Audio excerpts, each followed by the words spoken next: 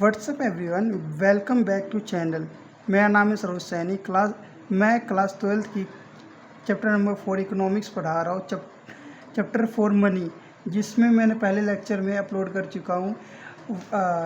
बता दो आपको पहले, मनी क्या होता है, form of money, barter system, commodity और exchange for commodity, C2C economy क्या होता है, मैंने ये आपको पढ़ा चुका है। आज के लेक्चर में आपको पढ़ाने वाला हूँ drawback of barter system, supplier of money, high power money. ये चार चीज़ मैं आपको इस लेक्चर में पढ़ाने वाला हूँ। ज़्यादा so let's continue the video. Drawback of barter system. पहला है हमारा double coincidence of want. Double coincidence of want ये होता क्या है, इसमें क्या था कि जो दो इंडिविजुअल पर्सन हैं उसको सामान एक्सचेंज करना है, तो उसे रिक्वायर होता था, उन्हें ढूंढना पड़ता था कि जिसे जो सामान सेल करना चाहते हैं और जिसे मुझसे परचेस करना है तो वो सेम पर्सन हो।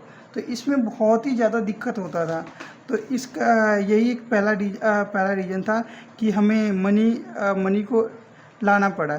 मनी जो है ये इजी कर दिया कि कोई आदमी कोई सामान ख़रीदना है किसी को, तो मनी ले ले और वो दूसरा सामान ख़रीद सकता है। तो हम पहला बता दूँ आपको डेफिनेशन क्या होता है। Barter system was complex as it required to individual to have such good which they are willing to exchange to satisfy his want, but money has fulfilled it by separate but act of sale and purchase। और हमारा दूसरा होता है lack of common unit value. Lack of common unit value क्या होता है? Lack of common unit value होता है, पहले क्या था कि जो मनी नहीं था तो पहले लोगों को सामान जो एक्सचेंज करना था, सेल करना था, तो फॉर एग्जांपल किसी को काऊ सेल करना है, ठीक है, काऊ सेल करना है, और किसी को ज़रूरत है, जो काऊ सेल करना चाहता है उसे वीट की ज़रूरत है, जो वीट सेल करना चाहता है वीट, उसे काऊ की ज़रूरत थी। तो पहले मेजर नहीं हो पाता था इसमें कि हाँ कितना वैल्यू काऊ की है, कितना वैल्यू आपका वीट का है, तो ये दिक्कत होता था। तो इसे हम मेजर नहीं कर पाते थे। तो यही हमारा एक वो था, इशू था। तो आपको वही डेफिनेशन में लिखा हुआ है, मैं आपको बता दूँ एक बात। Under barter system the valued commodity was used to be measured in commodity term which lead the transaction errorfully। यही है जो मैंने आपको बताया अभी। तो पहले क्या था, जो इसको काऊ सेल करना है, जिसे वीट सेल करना है, बट ये से मेजर नहीं कर पाते थे कि हाँ कितना वैल्यू इसका है, काऊ का है, वीट ऑब्वियसली की बात है कि ये इसकी वैल्यू कम होगी, काऊ की वैल्यू ज़्यादा होगी, तो ये मेजर नहीं कर पाते थे। मनी जो है आने के बाद ये मेजर कर दिया कि हाँ काऊ की वैल्यू इतनी है, वीट की वैल्यू इतनी है, तो इतने में लोग अपना कर लेते थे। तो ये तो हमारा वो दूसरा हो गया lack of common unit value. अब अगले पे चलते हैं। अगला हमारा है difficulty in future deferred contractual payment. मतलब ये था कि तीसरा जो हमारा जो है वो है फ्यूचर पेमेंट।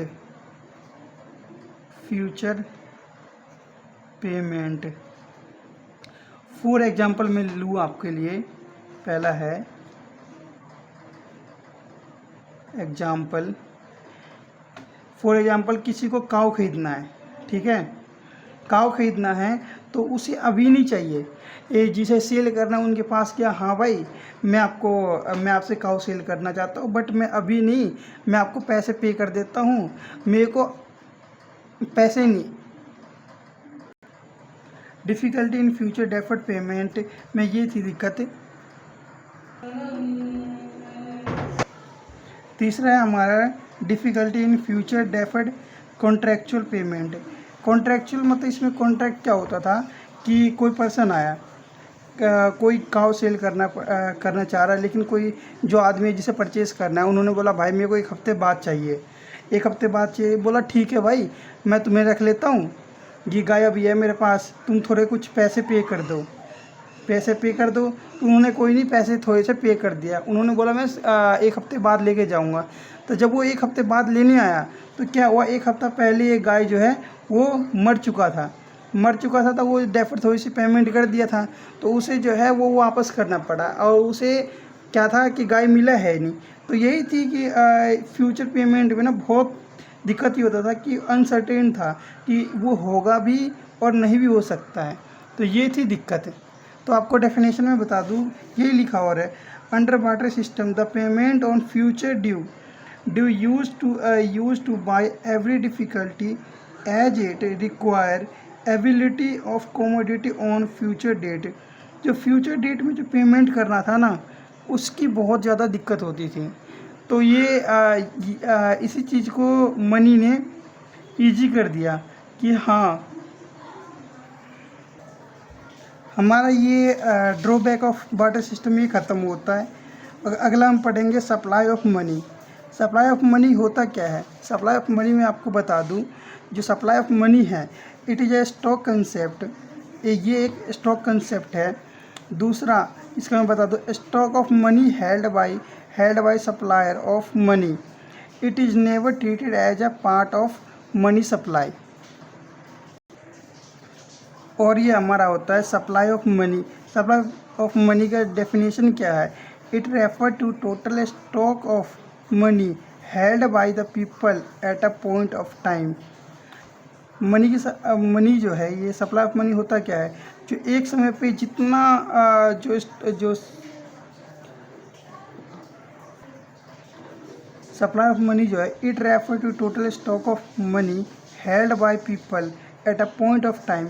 इसका मतलब ये हुआ कि जो टोटल स्टॉक ऑफ मनी जो है पीपल के पास जो है, एक समय पे जो रखा हुआ है उनके पास, हाँ, उसे ही हम सप्लाई ऑफ मनी कहते हैं।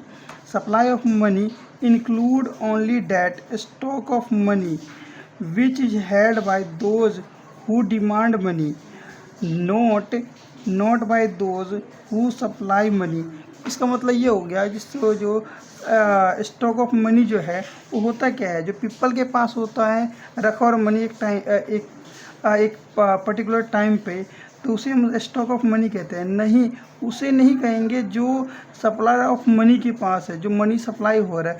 For example supply of money जो है उसे हम स्टॉक नहीं कहेंगे।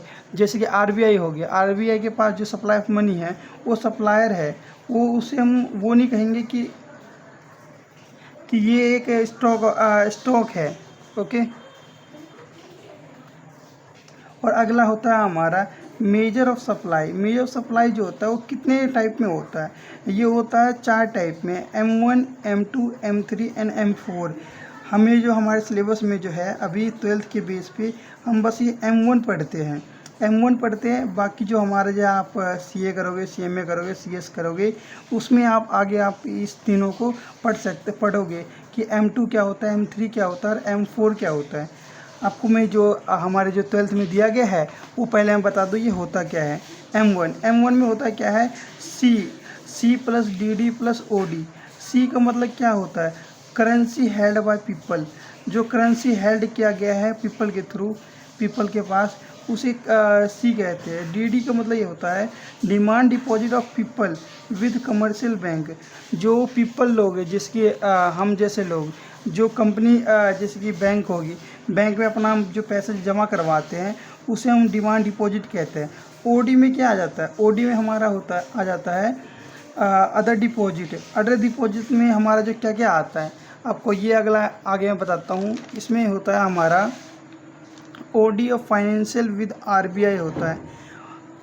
हमारा अगला होता है OD of foreign bank and government with RBI के होता है। अदर डिपॉजिट में आते हैं वो। OD of international financial institute with RBI आते हैं। फॉर एग्जांपल मैं आपको बता दूं, IMF, वर्ल्ड बैंक, ये होते हैं अदर डिपॉजिट में आते हैं। M1 में जो हमें इंक्लूड नहीं करना चाहिए कैलकुलेट करते वक्त, पहला होता है हमारा government, demand deposit of government with RBI, और दूसरा होता है हमारा demand deposit of commercial bank with RBI। चलो अगला चलते हैं हम अगले पे, supplier of money. Supplier of money होता क्या है? जो सप्लायर ऑफ मनी, जो मनी को सप्लाई कर सकता है, जो सप्लाई करते, इसमें 3 लोग आते हैं। 3 कौन कौन आते हैं आपको मैं बताऊं।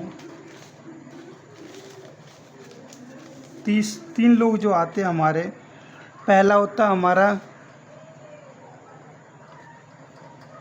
गवर्नमेंट, दूसरा होता हमारा आरबीआई के बारे में तो आपको सभी को पता ही होगा, और तीसरा होता है हमारा कमर्शियल बैंक। गवर्नमेंट जो है हमारा क्या करते हैं, वो 1 रुपये का नोट और अदर देन जितने भी कॉइन हैं इंडिया में, जो कॉइन हमारे हैं 1 रुपये का, 2 रुपये का, 5 रुपये का, 10 का, 20 का, ये सारे गवर्नमेंट इशू करते हैं। अदर देन जो इसके अलावा 1 रुपये नोट है, इसके अलावा जितने भी नोट हैं हमारे पास, ये सारे आरबीआई प्रिंट करता है।